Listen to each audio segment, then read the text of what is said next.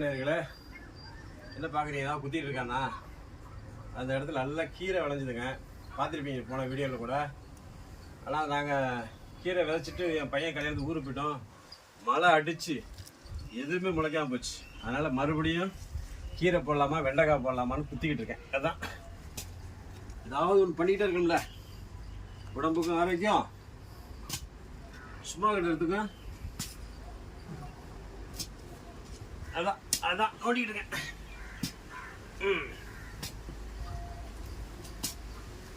நீங்களும் ஏதாவது ஒரு சும்மா இருக்காதீங்க, ஏதாவது ஒரு வேலை பார்த்துட்டே இருங்க வீட்டில்.